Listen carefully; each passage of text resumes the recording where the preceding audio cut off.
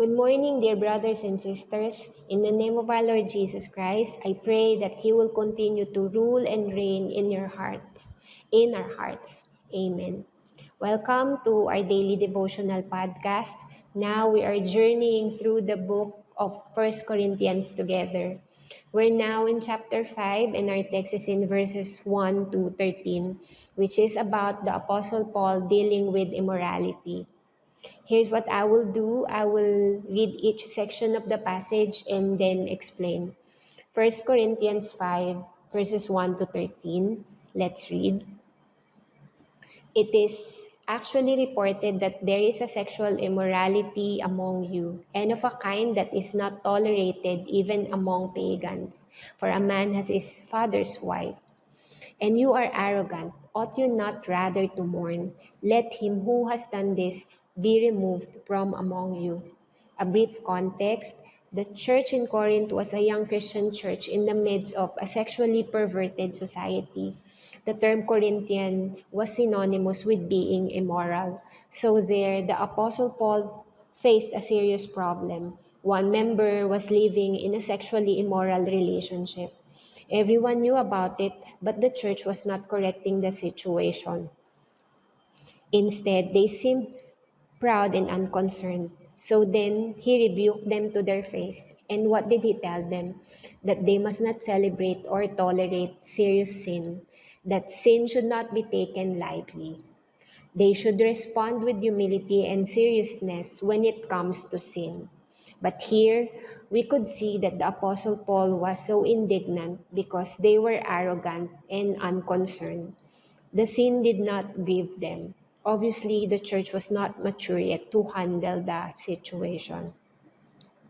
Let's move on to verses 3 to 5. For though absent in body, I am present in spirit, and as if present, I have already pronounced judgment on the one who did such a thing.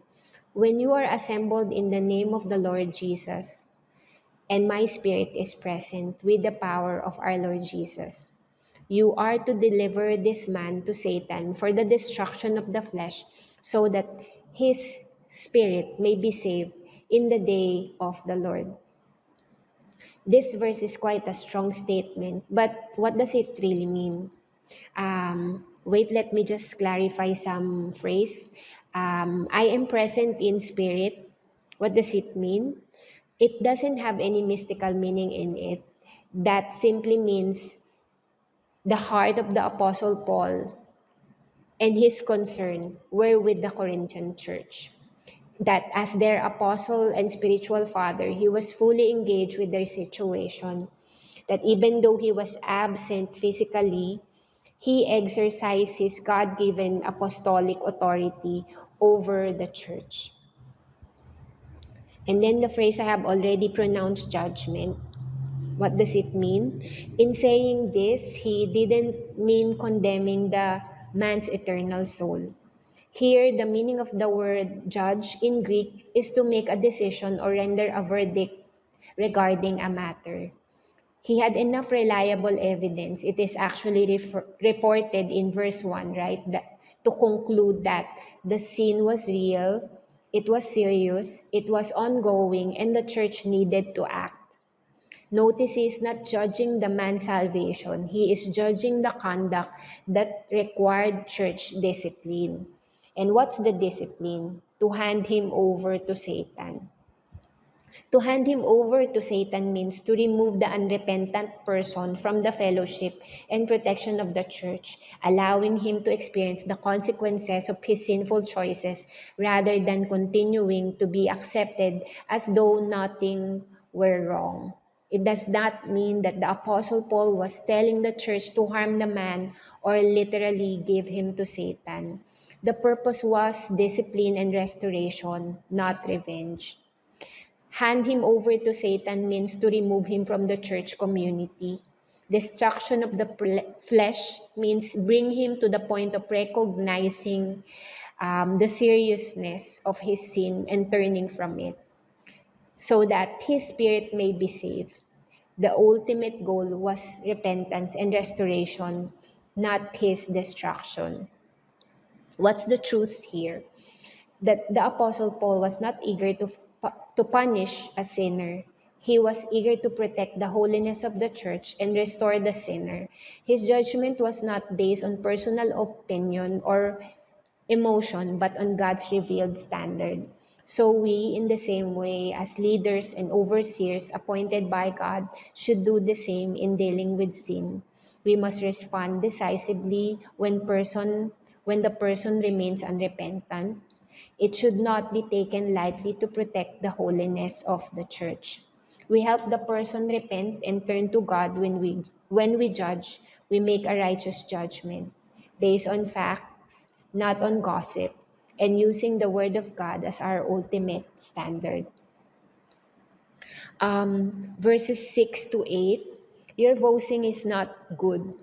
Do you not know that a leaven leavens the whole lump? Cleanse out the old leaven, that you may be a new lump, as you really are unleavened. For Christ, our Passover lamb, has been sacrificed. Let us therefore celebrate the festival not with the old leaven, the leaven of malice and evil, but with the unleavened bread of sincerity and truth. The Apostle Paul used leaven to illustrate his point. Leaven is something that makes a dough rise. In some translation, they use yeast. A simple illustration is that if you put a little yeast into a dough, it spreads throughout the entire batch. He says tolerated sin can spread in a similar way through a church community. He is not saying that Christians must be perfect. He is warning against proudly accepting serious sin without repentance. Because the Lord Jesus Christ has saved us, we should remove old sinful patterns and live according to our new identity in Him. Christ has made us new, so we should not deliberately hold on to the old way of living. Let's move on to verses 9 to 13. I wrote to you in my letter not to associate with sexually immoral people, not at all, meaning the sexually immoral of this world or the greedy and swindlers or idolaters, since then you would need to go out of the world. But now I am writing to you not to associate with anyone who bears the name of brother if he is guilty of sexual immorality or greed, or is an idolater, reviler, drunkard, or swindler, not even to eat with such a one. For what I have to do with judging outsiders? Is it not those inside the church whom you are to judge? God judges those outside. Purge the evil person from among you.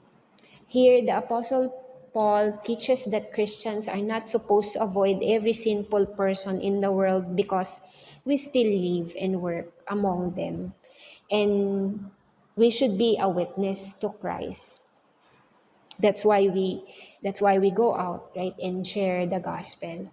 Instead, the church must be careful about believers who persist in serious unrepentant sin while claiming to follow Christ. Such behavior should not be tolerated within the fellowship. Overall, what does the passage teach us today? Still the same principle to be applied today, right? That we need to take sin seriously, pursue holiness, and respond with humility, not pride or gossip. That we, as God's people, we do not ignore serious and ongoing unrepentant sin in the church. That we should correct one another with the hope of repentance and restoration. Remember that tolerated sin can influence the whole church. We do not isolate from unbelievers. We live among them with love and a faithful witness. About judgment, we leave judgment of outsiders to God, while the church carefully addresses serious sin within its fellowship. So let's pray. Heavenly Father, thank you for giving us your word as our guide for life in all aspects.